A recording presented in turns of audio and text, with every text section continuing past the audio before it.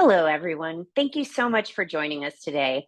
I'm Emma Acker, the curator of American art at the Fine Arts Museums of San Francisco and the coordinating curator for the exhibition Irving Penn, currently on view in the Herbst Galleries at the de Young Museum and up through July 21st of this summer. And if you haven't had a chance to see this exhibition yet in person, I hope you will have the opportunity to do so. It's an absolutely beautiful and moving experience, celebrating the approximately 7-decade career of one of the 20th century's most talented and preeminent photographers, a superb photographer of style who's really known for his very pared down aesthetic and extraordinary technical skill and quite radical artistic experimentation. This exhibition was organized in 2017 by the Metropolitan Museum of Art in New York. It's been traveling around the world ever since, and the de Young is the exclusive West Coast venue for the show. The focus of our conversation today is a group of works that Penn made beginning in 1948 in Cusco, Peru, and then moving on to works he produced between 1967 and 1971 in the Republic of Dahomey, now Benin, the country now known as Papua New Guinea, and the Kingdom of Morocco. For these later works, Penn brought with him a custom-designed portable tent to use as a portrait studio. It was not his intention to echo stereotypes of ethnographic photography, but nonetheless, Penn's identity as a foreigner and his isolation of the sitters against a blank backdrop inevitably recalls such colonialist traditions. So we set out to thoughtfully develop an interpretive framework to accompany these photographs in the exhibition so that we could really responsibly share this material with our visitors. And I've had the tremendous pleasure of working with my colleague here at the Fine Arts Museums, Abram Jackson, our Director of Interpretation, as well as other curatorial colleagues at the museums and external scholars and community members to create this new interpretive material. And so without further ado, I'd like to hand the mic over to Abram, who's going to speak a little bit more about our collaboration and also about the interpretation program that he's leading here at the museums. So with that, over to you, Abram. Thanks so much, Emma. It's been an honor and a privilege to collaborate with you on this project. We are very excited to present to you all our conversation with the amazing interpretation partners for the Irving Penn exhibition here at the de Young Museum.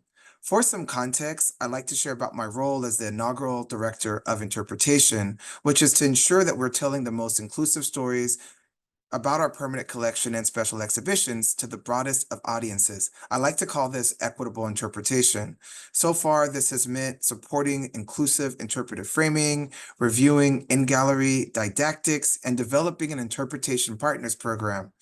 Now, our partners are connected often to exhibition themes through lived experiences and our academic specialty, and are often based locally, but in the case of the Irving Penn exhibition, they are global. And in collaborating with Emma Acker, we agreed that it would be impactful to incorporate interpretation partners into the narrative for the photographs in the Worlds in a Small Room section of the show, in addition to the section of the exhibition that includes photographs that Penn took in Cusco, Peru. With the help of our colleagues in the Department of the Arts of Africa, Oceania, and the Americas, Christina Helmich, curator in charge of the AOA department, Natasha Becker, curator of African art, and Hilary Alcott, curator of the Arts of the Americas, we connected with 5 wonderful interpretation partners who are really connected to the indigenous cultures represented in the show. Now, due to the significant time differences that we have, we pre-recorded the interviews to put together what we hope is a dynamic virtual program that speaks to the important perspectives fostered by this very important partnership. So I'm very happy to introduce our first guest, Papua New Guinean scholar, artist, and curator, Dr. Michael Mell. He provided insight into the history and continued residence of the events in the Eastern Highlands of Papua New Guinea, which attract thousands of people from local communities who gather to observe cultural traditions. With that, I present to you Dr. Michael Mell. Thank you. My name's Michael Mell. I come from the highlands of Papua New Guinea, which is I am above about 2,000 feet up sea level. So it's pretty cool. And I really grew up in a wonderful community, and just had a great life as a young person growing up, and connecting with communities, communicating with families, and just learning everything about my community. And then, of course, when missions, the churches, and the government, the colonial government came, I was taken off to school. And I learned much about reading and writing and speaking in English. And it was a major challenge, but we managed to cope. And we had our moments and our challenges with our teachers then. Most of them were Australian. And I went on to high school and eventually teachers college, and I became a teacher. And eventually, a long story short, I became an art teacher because I was really shaped by my communities with a lot of the art and singing and dancing and storytelling. Many of those things really shaped my life in working with this.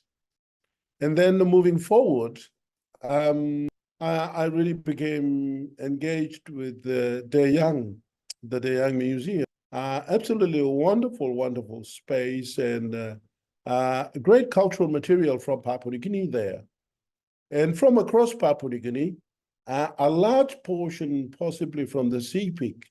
And for those of us who know the sea peak, its propensity towards creating material that's highly, highly spiritual, but at the same time, just absolutely amazing work that's there. But that's not to take the light away from the other communities. Of course, there's so many of us in terms of communities in Papua New Guinea. So we all have our various ways and means of making life meaningful, if you like. And some of our own body decorations through to making material that we adorned our bodies with and festooned our houses and homes with and so forth. So our life was, the arts were very significant to our lives, really. And so when I continued to teach the arts and work in the arts, and eventually, of course, going to the young to really celebrate and accentuate the Papua New Guinean arts that are there. And I really enjoyed my time there. And of course, today I continue that relationship. And I must say, the Young is a beautiful, a wonderful collection from around the world. But obviously, for selfish reasons, the Papua New Guinean collection is by far one of the most significant collections. And I enjoy being there. And thanks to Christian Helmig and company. Yeah. And what did you think when you received that email describing this project specifically about a retrospective about Irving Penn and the role of an interpretation partner? What did you think when you received that email? Looking at Irving and his work, Mr. Penn's work, particularly when he came to New Guinea and collected those images, and particularly in the highlands. And today, when I see these images, say the guy with the glasses, for example, of course, a lot of that material now is no longer made or available, particularly, say, the wig.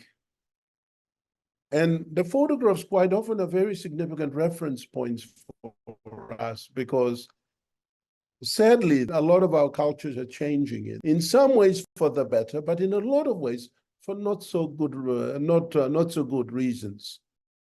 And some of those not so good reasons, obviously, that the knowledge that we had to make important material like the wig made of human hair, we only now have images like Irving Penn's image to connect with what was our rich heritage and history. And the stories that I learned as a young person and what I saw as a young person that could now be shared on and using Irving's image, if you like.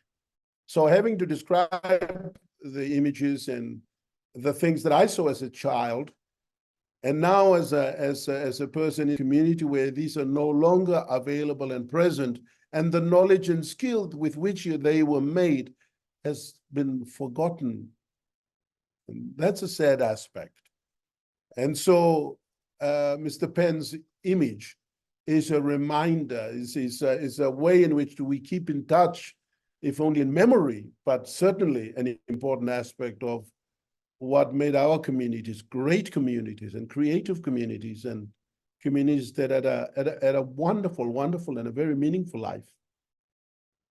And I love the way you stress that continuity of cultural tradition in your wall contribution. I thought that really shone through and was a beautiful way to think about the work.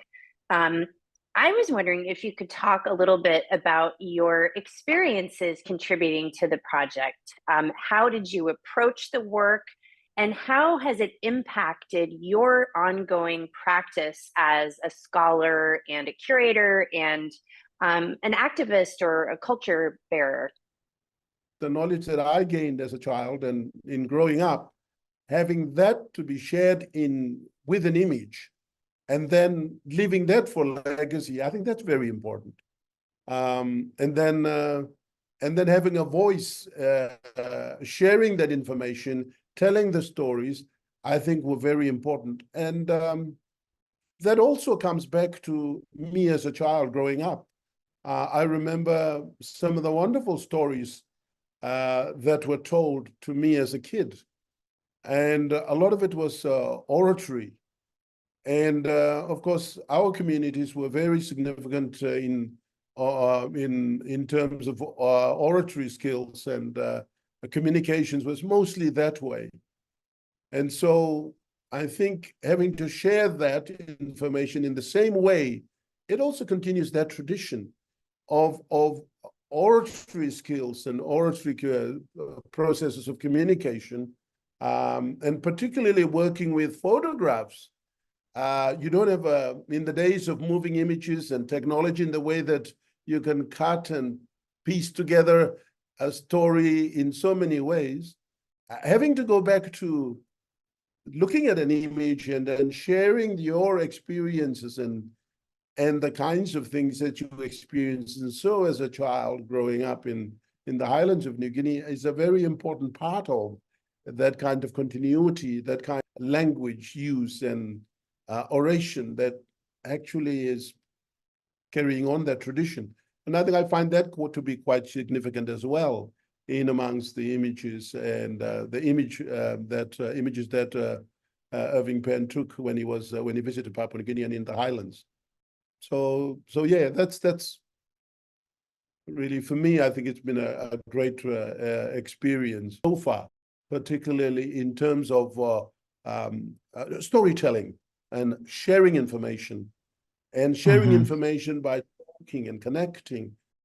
And I think for me, and in our communities, the imaging and the imagery that you create through speaking was very important. The poetry that comes from speaking, particularly where everything that you want to say is through the language, and it doesn't come through in a lot of other ways other than just speaking, because writing and all of those things were not really a part of our acumen, but we were so skilled in other areas, and so speaking was definitely one. And now through talking through the photographs, and there's also another preservation process of those kinds of things. Yeah. And related to that, how did you approach the actual writing? So as for certain sections of the exhibition, we came to the consensus that those labels should be authored by community members. And when you graciously agreed to write the label for photographs of who Penn photographed in Papua New Guinea, I'm curious about your approach to the actual writing. What did you want visitors to take away after reading your label? I think my writing quite often it's I drew from my own memory to a large extent and my own experiences. and of what I saw as a young person growing up in the highlands when I watched and contributed and participated in some way with my family, my members of community. And a lot of it very much was drawn from my own experiences of what I saw, and then of course of what I learned as a kid, as a child growing up. And so having to share that information these days is very important, because we are in this day and age now, how Papua New Guinea has changed incredibly. And I'm talking about, in the last 50 years, 60 years, the foods and the clothes and the technology and everything about life has changed very, very dramatically. I see it. And so we have a responsibility, because in my communities, we tend not to look to the future, but we look to the past. But that's a funny way of putting it. It's very important, because the past is real. The future remains unknown. But when you think about the past, it gives you a definition to what you should do for tomorrow. Rather than tomorrow remains unknown, it's unknown, and therefore you always look to what is familiar. And so sharing your past to those that are around you now is very important. And I'm hoping that one day that we will come to, for example, the De Young or to any institution and say, can we have a copy of that photograph and that voice and the stories, and then bring it to, say, Mount Hagen, and then have that story and image placed in a cultural facility. So I think in that sense, sharing that kind of information, doing it in the way that I did, was great for me, because it asked me to go to my past, bring it to the present. And then in the long term, I hope Papua New Guineans, let alone anyone else around the world, has access to a lot of these wonderful ideas and wonderful ways in which communities lived and celebrated. That's beautifully said. And it kind of segues into this larger question about what you think is the value of this kind of interpretive work. How might it change the way that visitors coming to a museum really understand an artwork or a group of artworks, or for that matter, a culture or a group of cultures? When we made art, the personal connections between how, for example, I come back again to the man with the glasses. He would have been sitting down stationary and very still for maybe an hour or a couple of hours, while someone and a couple of others basically put everything on him, including the wig and eventually the facial designs, and then the feathers. He wouldn't have done it. There would have been other people who built and made those for him to then eventually perform. And the fact that there were others who had a hand in doing it, that connectivity, that relationship that you form in the process, becomes very much a part of eventually the performance as well, so that you are intimately connected with everything that's being performed and sung and said. The feathers that you put on now sway back and forth as the dancer moves up and down and does those plies and eventually does a leap. All of that kind of thing has, I think, a very important connection to us. And people have written about this in the way the feathers and the oil and the ash and the design, all the way it looks, provides little messages in the way you see. So when you see beauty in that way, you can also read into that many other things that are inside, unknown. But the beauty of all of that has a way of revealing things too. So it was a very significant process and a way in which you did those things. And I think that process is very important for us. Having a third voice, so to speak, connect person and object, and bridging that is a very important process, I think. And it's a very personal one at that. because you allow yourself to be given that information. And that connection is very important. I identify with that being a child and growing up, and I identify today in working with museum and with the young and the stories that we've been able to tell with the objects and the way. And I think that's terrific. And it goes back to history and my own community and how I grew up and how I listen to stories. Now the third person gives me a connection between somewhere distant and have things happening out there, but being told by someone else and hearing it. And it's only one sense, hearing. But it's such a powerful process, I think. Powerful reflection, Michael. I was curious about, are there any interpretations that you would like to see incorporated into museum settings in the future? Like you're high in the sky, you're able to infuse your hopes for interpretation at museums. What would you like to see museums do? And the young has got some absolute treasures that are there. And if we're able to share those kinds of stories and information, and then provide a song that would have come as part of that process, or a chant that would have been done as the wood is being chipped away or being ground. And you know, those kinds of things, I think would be really magical. I think it would be really wonderful. Michael, I just have a kind of closing, more general question. Just did you have any other thoughts that you wanted to share about this collaboration or about the exhibition, about Irving Penn's work? You know, just any other things that you might want to share? There's a lot that's changed in my lifetime, really. And I really feel that we must leave behind and we owe it to them. And if we do not, then, you know, it will be a sad day for all of us, those that went ahead and those that follow. We all will blame ourselves for not doing the right thing and the responsible thing. And I think that's very important. And that's one of the things why I said, you know, having the young and doing these kinds of things is very important, because at some point in time, maybe those images and ideas can come to New Guinea if we have ever, in my time, if we have a facility to bring that kind of thing and have their stories being told, because there's no one else to share the story, because everybody would have moved on, so to speak, and nobody would ring it. Oh, what was that about? Oh, who was that? Oh, why did they do that kind of thing? You know, so I think it's important that we do these things, because there's a lot that's changing, and changing in many ways, in many respects, for the worse rather than for the better. Michael, have you been able to share the recording? Yeah, I wanted to bring it up to my parents. My parents are quite old now. They're quite old now. They see that they would say, "Well, yeah, we used to do that kind of thing." Yeah, so they would recognize these things. And then my father, I remember him wearing some of that wig, you know, when he was a much younger man, and he wore and he danced and performed.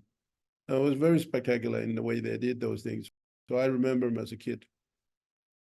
I was in Fiji not too long ago, about 4 weeks ago, and then I spent a week there. And then my daughter's there with her with her daughters. They work in Fiji at the in Suva, and we had a meeting in Nandi. So they came up. We spent a week together, and I showed and shared some of those things. And yeah, they were really like, oh wow, and then they were, oh, who's this? Oh, because their childhood was very different.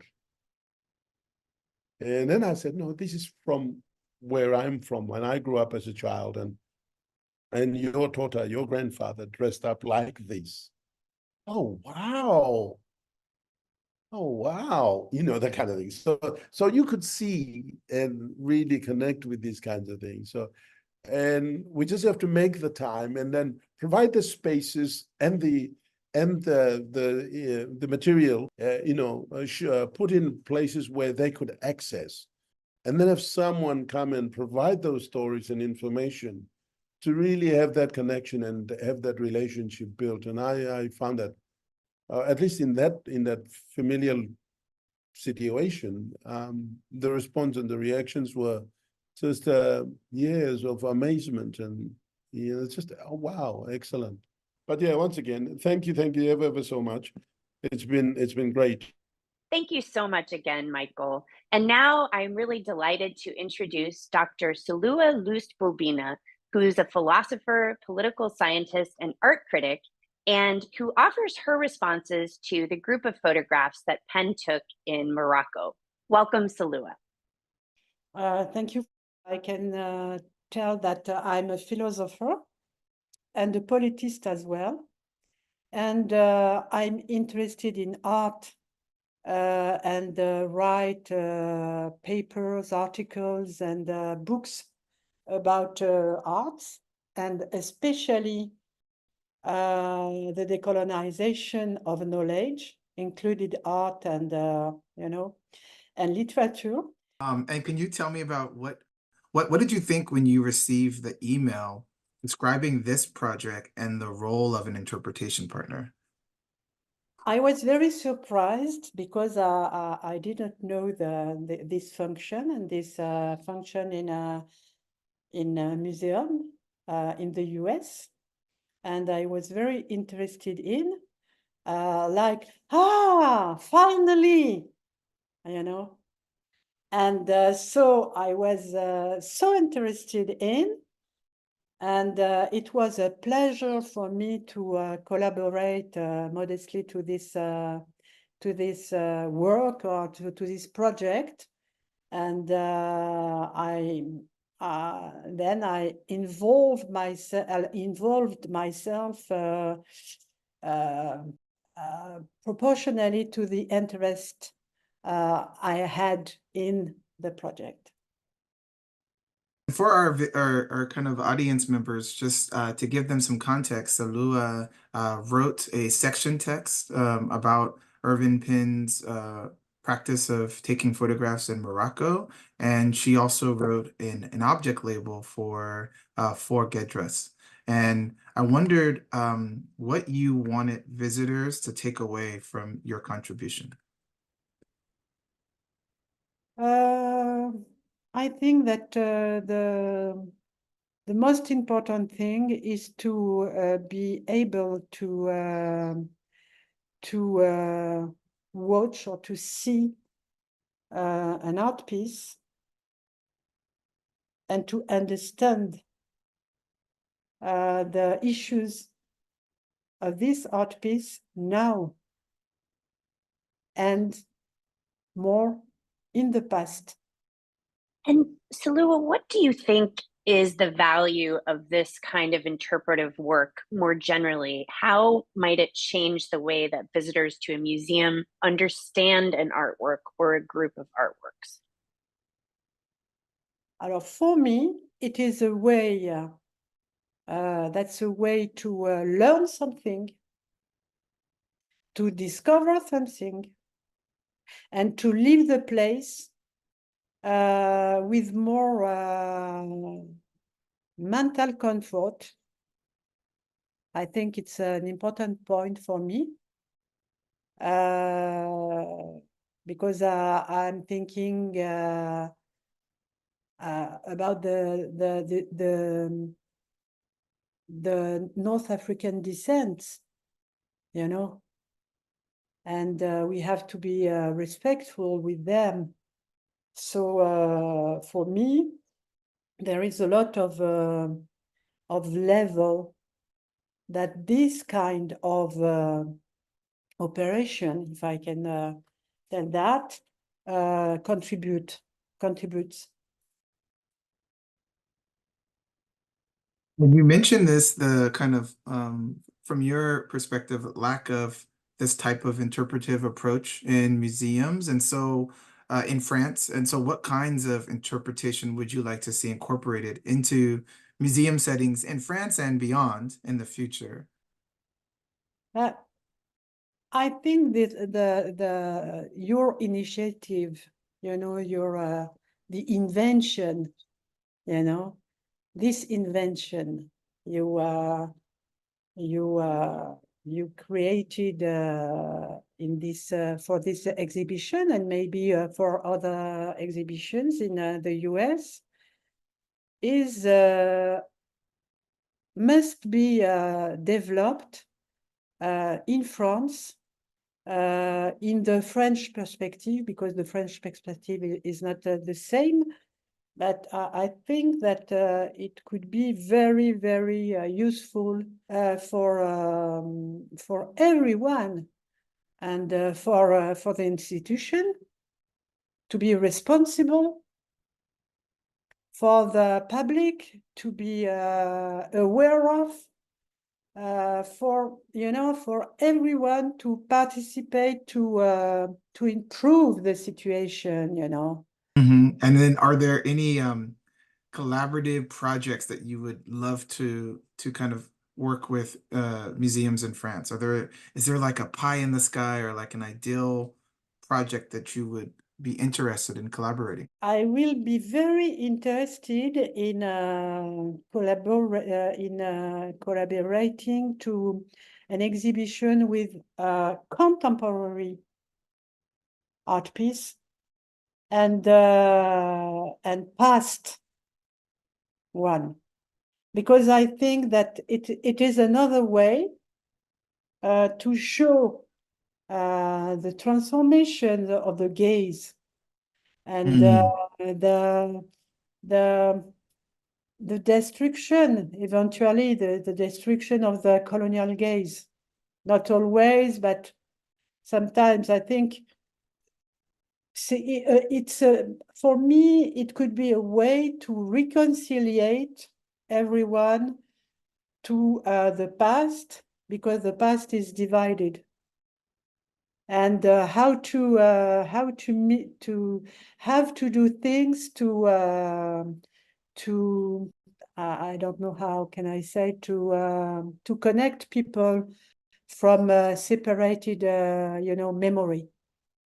Divided memories is important for the present, but I'm focused on the present. And I think that the kind of the contribution for the Irving Penn's exhibition is a kind of a transformation. Such a relevant topic. I actually have a looming question, one last question about Orientalism. I think you present this idea to in your text, and for some people, this might be their first encounter with the idea of Orientalism. And why is it important for visitors to know about the theory? Why and how is it relevant today? Just curious about your thoughts of incorporating that theory into this wall text.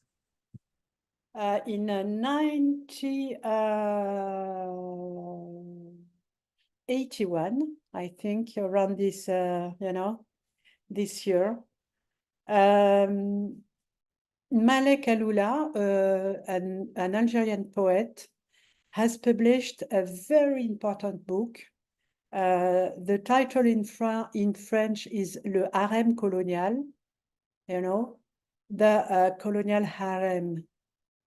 And the idea, the colonialist idea, the colonial idea of harem is one of the, the center of Orientalism, because the Orientalism deals always with female, but by the masculine way. And the stereotypes, the representations were in this book very well shown. And at the same time, the Orientalism by Edward Said was published in France, in French.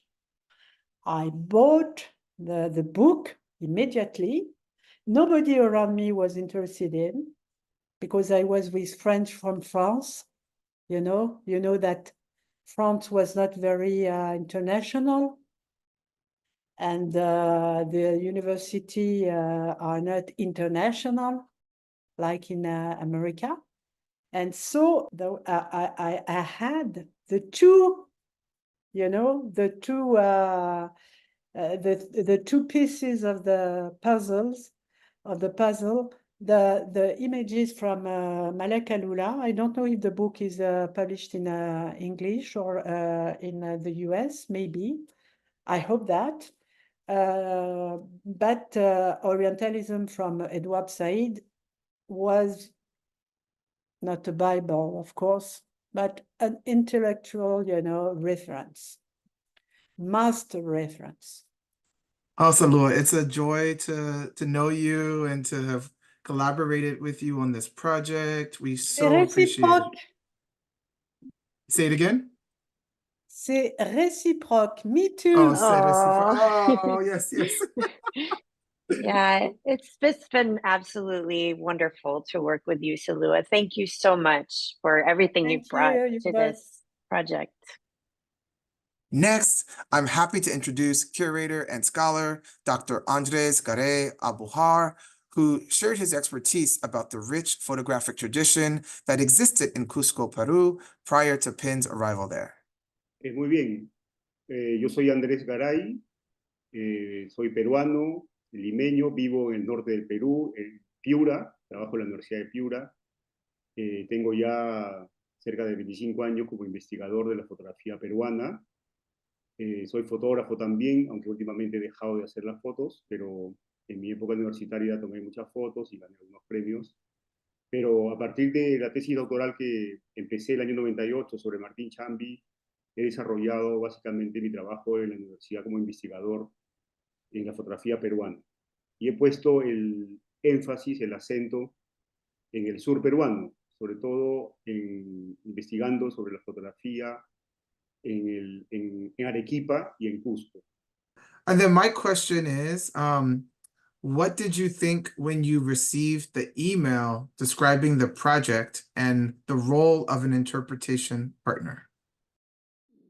Yo ya conocía la fotografía de Irving Penn que realizó en el Cusco en 1948, pero lo primero que pensé fue justamente darle un contexto a ese momento de 1948 y especialmente al tipo de fotografía que Irving Penn hizo en el Cusco, que fue una fotografía en el estudio fotográfico, unos retratos en el estudio fotográfico que alquiló a unos personajes autóctonos e indígenas de la región. Entonces, lo que pensé también fue proponer un contexto de ese tipo de fotografía a partir de los grandes fotógrafos que también lo habían hecho así. Es decir, fotógrafos muy buenos, anteriores a Irving Penn, andinos, que habían hecho esa práctica tan especializada y tan sutil de incorporar al indígena en el estudio fotográfico, que era un lugar para hacer retratos artísticos. Can you talk a little bit about your experiences contributing to this project? How did you approach the work and how has it impacted your ongoing practice as a scholar and a curator? Afortunadamente, yo ya tengo muy identificado a los fotógrafos cusqueños desde el final del siglo XIX. De hecho, la figura principal de la primera mitad del siglo XX, en cuanto a fotografía cusqueña se refiere, es la figura de Martín Chambi. Entonces, cuando Irving Penn va al Cusco que es una ciudad antigua, con una historia milenaria, con una cultura quechua original, con restos arqueológicos, con una historia enorme, ¿no? Fabulosa. Pero también es una ciudad de grandes fotógrafos, sobre todo Martín Chambi. Entonces, se empezaron a tejer algunos mitos, ¿no? Que el estudio que alquiló Irving Penn era de Martín Chambi, no fue de Martín Chambi, que Irving Penn y Martín Chambi fueron amigos en el Cusco, no se conocieron.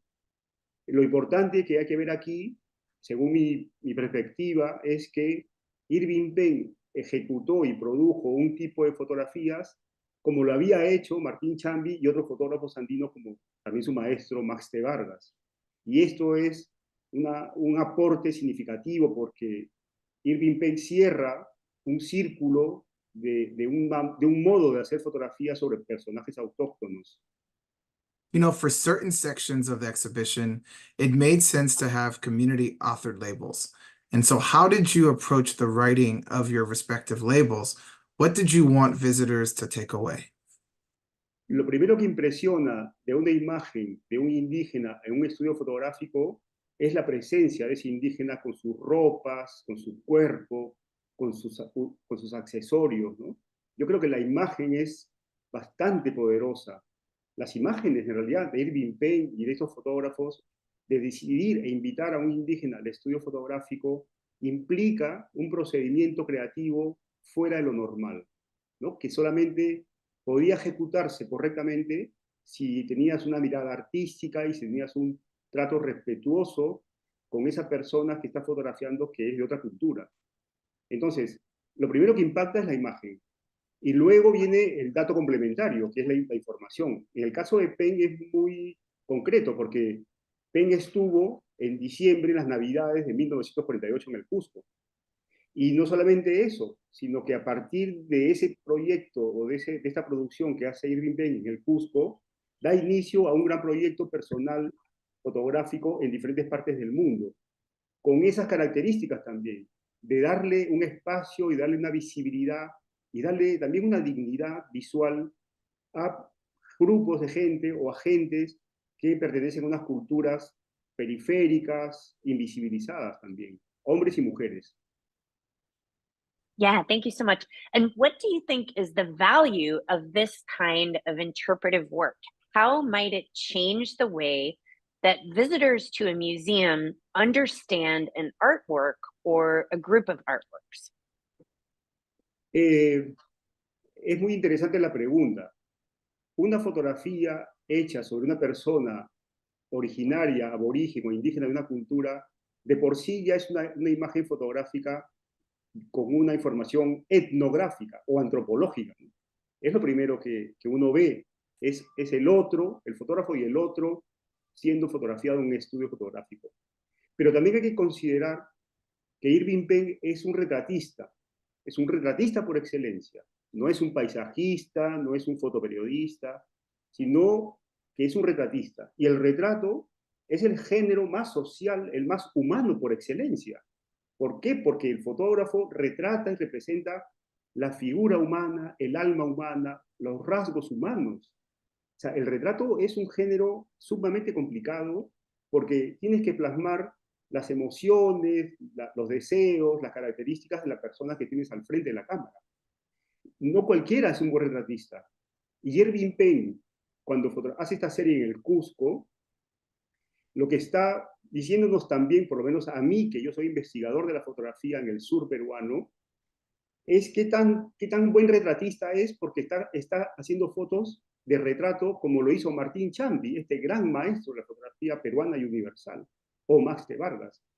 Y según los estudios y los análisis que yo he hecho, hay una línea que se empareja en la fotografía de retrato de indígenas en el estudio, donde Irving Penn se coloca con mucha dignidad en ese lugar.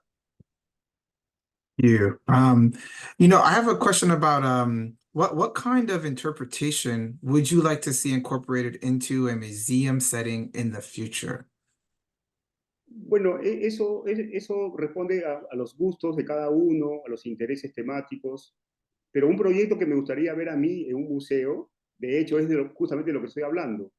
Reunir fotografías de indígenas en el estudio del sur peruano, del Cusco o Arequipa, o incluso Bolivia, de varios fotógrafos, ¿no? Puede ser Irving Penn, Martín Chambi, Max de Vargas, Figueroa Aznar, Miguel Chani y otros más que también hicieron este tipo de fotos con mucho cuidado, ¿no? Entonces, si me gustaría ver algo, sí me gustaría ver obras de estos fotógrafos reunidas en una exposición. Pero yo en lo particular, yo tengo una predilección por el retrato fotográfico, porque yo soy fotógrafo, soy también comunicador y tengo una sensibilidad por lo social. Me interesan las personas, me interesa conocer personas. Entonces, el retrato genera un reto y un desafío para ver cómo el fotógrafo ha logrado plasmar en sus imágenes las características superficiales y de fondo de lo que es la otra persona, ¿no? Yo creo que el retrato es un género muy vigoroso, muy enérgico, muy vivo, pero también hay que saber hacerlo, ¿no? Como lo hizo Irving Penn. Thank you so much, Andres. And this is just the very last question. And it's just to see if you had any particular additional thoughts that you wanted to share about this collaboration or just about Irving Penn's work and the exhibition? Sí, yo lo que animaría a los espectadores que pueden ver la exposición es que cada retrato es una persona individual y que cada persona pertenece a un grupo, en un contexto, en una circunstancia determinada, pero Irving Penn lo que hace es transversal, ¿no? Se aproxima y retrata y trata a las personas y las coloca en una representación fotográfica, con lo cual yo creo que estamos empezando a entender a Irving Penn como un fotógrafo que intenta comprender la naturaleza humana, ¿no? en sus diferentes culturas y manifestaciones, ¿no? Y eso a mí de verdad personalmente me conmueve, porque primero porque no es fácil retratar, y segundo porque el trabajo que él ha hecho durante muchos años ha sido retratar a gente, ¿no? Sean celebridades, sean modelos, de fuera, pero también gente común y corriente. Entonces, ese espíritu que él tuvo, ese interés, me parece que hay que tratar de promoverlo porque lo que está haciendo él es revelar un poco más, ¿no? Lo que es la condición humana universal.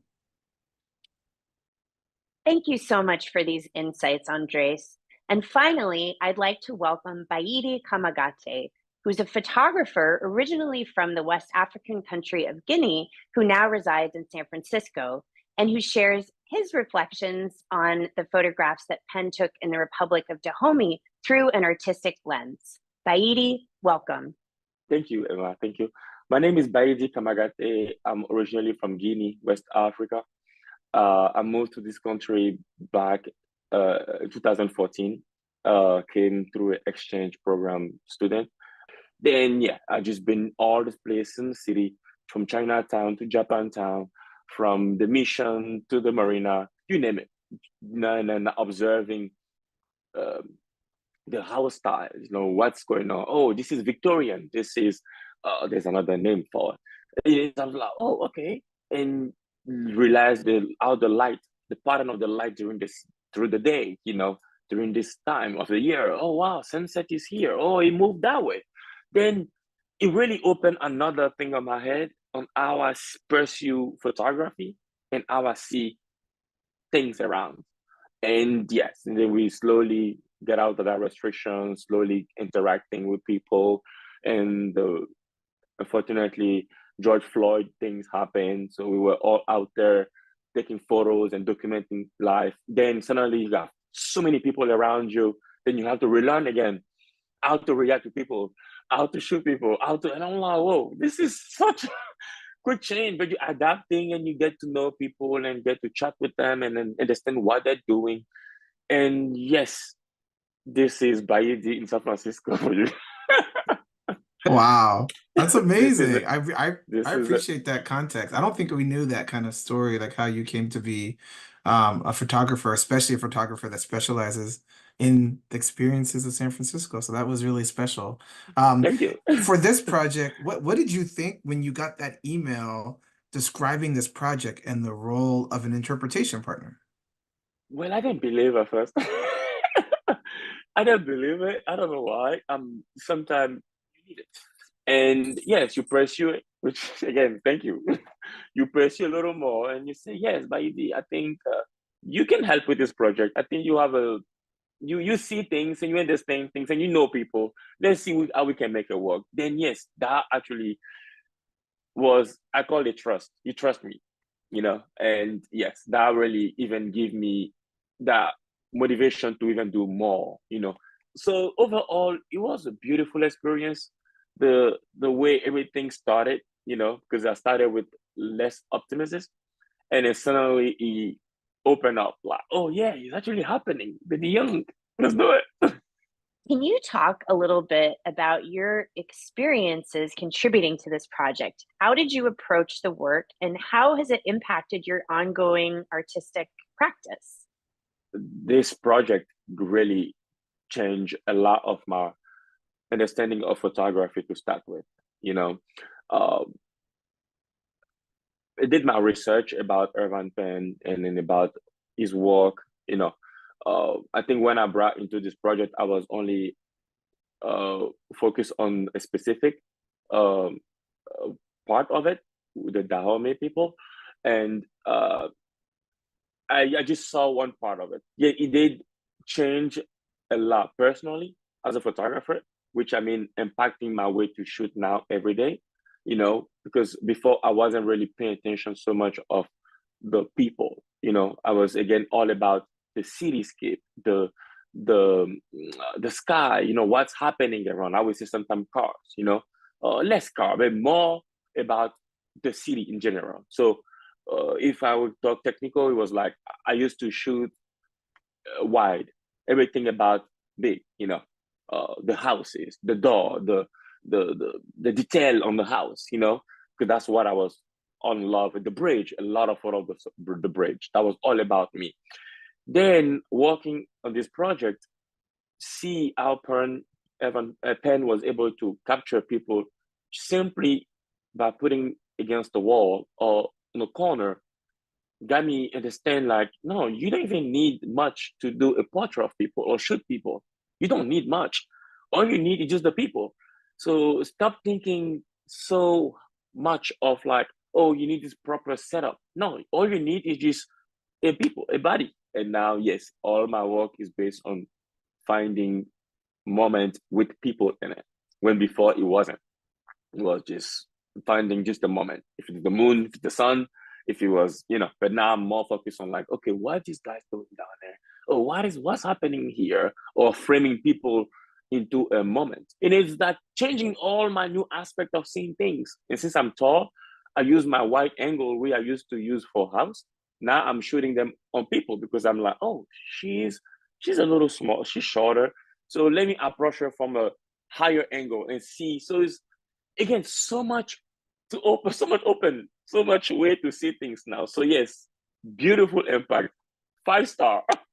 5-star review. Yes. Oh, I love it. We have a good Yelp review. That's great. Yes, 5-star. That was the best. 5-star. Learn a lot about this. That's the best I can tell. I learned a lot.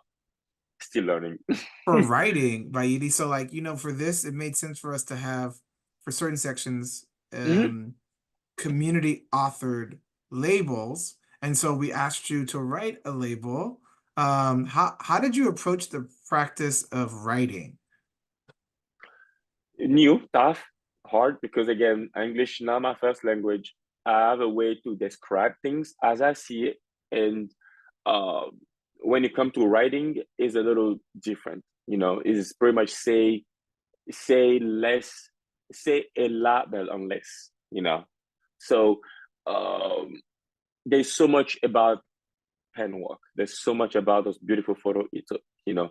And I can go on and on by describing every little detail to it, you know, from an artist, from a photographer viewpoint, you know. But yeah, so I needed to first of all kind of understand first like the composition, which I mentioned a lot. So those I guess we talk about the 3 ladies, the pyramid. Yeah, the 3 Yes. 3 Dahomey girls, 1 recliner. 3 Dahomey girls. Yeah, that specific photo again, by look at it over and over and over, really get you understand so much about photography, and that's from from me personally. There's so much about it, you know, how he displayed those ladies, you know, the way he exposed the light on some and not, you know, and how we were able to shape the way we see those ladies. This is who they are, you know. They create this identity around those photography. The way everything is set up is not just a photo to just come and look. No, you just take the time to observe every little moment and detail to it. So that's how I approach it as an artist. And I really, really, really embrace that. Art is a way to educate people. Thank you, Baidi. That's really, really well said, and really beautiful to hear and think about. And I just wanted to close by asking if you had anything else you wanted to share with us, any other thoughts about working on this project, about Irving Penn's photography, about the exhibition? Just any thoughts you might have. Overall, yes, I think beautiful experience is really, I'm really glad and excited. I was really glad to be a part of it. You know, have my name on the wall was something that, you know, I have a post about it on my social media. I was like, yeah, I did it, you know. And friend texted me and say, oh my God, you here? You know, I'm like, yes, I am. I'm here. Thank you for the support. So I think, yes, Evan, this project have a whole different impact in my whole life, I would say, you know, as a photographer, as a person. And yes, those are two valuable things that I always share and I appreciate it about this project, right? It taught me how to, again, interact better with people, open my eye to a different aspect of photography. So yes, I think, thank you guys. Thank you both of you guys for everything. I really, really appreciate the whole team, you know, everybody. I really can't embrace you guys enough. Thank you. Thank you so much to all of our partners for their insights. And I also want to share that there's one partner, writer Ame Esu, who's a resident of Cotonou, who also perceived the photographs in current-day Benin as an opportunity to celebrate and learn from his culture. I wanted to share that his contributions were really wonderful, but we were not able to film with him. Emma? Yes, thank you so much to all of our interpretation partners. It's been absolutely incredible to work with you on this project, and such an honor and a privilege to work with you, Abram. You're leading such important work here at the museums, and it has greatly enriched the curatorial process from my perspective, and it's work that I really look forward to continuing to engage in going forward. And with that, we just want to remind everyone that the exhibition closes on July 21st. So please come take a first or a second or a third or a fourth look. It's a really fantastic exhibition, and pay especially careful attention to these fantastic wall texts that we've included throughout the exhibition. Thank you so much and have a great evening.